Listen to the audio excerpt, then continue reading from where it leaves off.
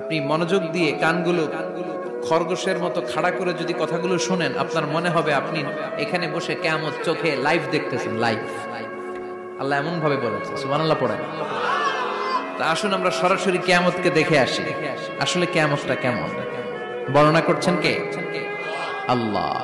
সূরার নাম হচ্ছে সূরাতুল কারিয়া। কি নাম? আওয়াজ করে উত্তর দিতে হবে। সূরার নাম আল কারিয়া। চিৎকার মেরে বলেন সূরার নাম কি?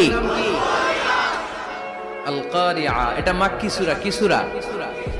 বিশ্বনবীর জীবনের দুইটা পর্ব, একটা মাক্কি পর্ব আর একটা মাদানী পর্ব। এটা মাদানী পর্বে নাজিল হয়নি, এটা নাজিল হয়েছে মাক্কি পর্বে। এই সূরার আয়াত সংখ্যা 11। এটা কোরআনের 101 নম্বর সূরা। এটা আল কোরআন আল কারীমের 30তম পারায় অবস্থিত একটা সূরা। আমাদের অনেকেরই মাশাআল্লাহ মুখস্থ আছে, আছে না? ইমাম সাহেব নামাজে প্রায় পড়ে, অনেকেরই মুখস্থ। শুনতে শুনতে কবে যে মুখস্থ হয়েছে আমাদের নিজেরাও জানি না। সুবহানাল্লাহ পড়ে। কোরআনের ভেতরে খালি বরকত, এটার সাথে লাগলেই বরকত, মসজিদে গেলেই বরকত। মনের অজান্তে আমরা এই সূরাকে মুখস্থ করে ফেলেছি। কিন্তু এই সূরার ভেতরে যে আল্লাহ কোরআনের কিয়ামতের এত চমৎকার নকশা এঁকেছেন, এত প্রামাণ্য বর্ণনা দিয়েছেন, এটা আমরা অনেকে জানিই না। আসুন আমরা এই সূরার আলোকে দেখার চেষ্টা করি যে কিয়ামতটা কিরকম হবে। আল্লাহ একটা শব্দকে এই সূরার শুরুতে 3 বার উল্লেখ করে আমাদের দৃষ্টি আকর্ষণ করেছেন।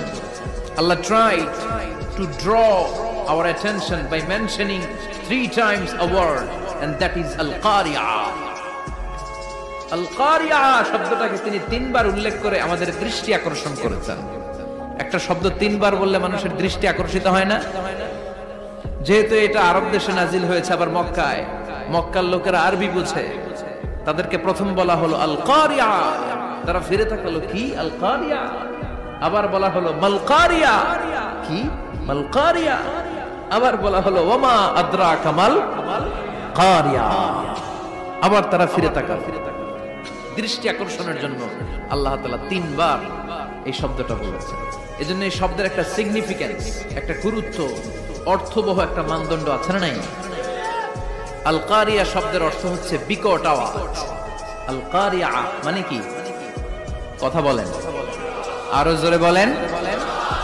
বিকট আওয়াজ। এই বিকট আওয়াজটা তৈরি করার জন্য আল্লাহ তাআলা একজন ফেরেশতা তৈরি করেছেন, যার নাম হচ্ছে ইসরাফিল। নাম কি? আমাদের মধ্যে অনেকের নাম কিন্তু আমরা ইসরাফিল রাখি, তাই না? ইসরাফিল আছে না নাই? আজরাইল কিন্তু রাখে না, ডরে। কেন রাখে না? ভয় পায়।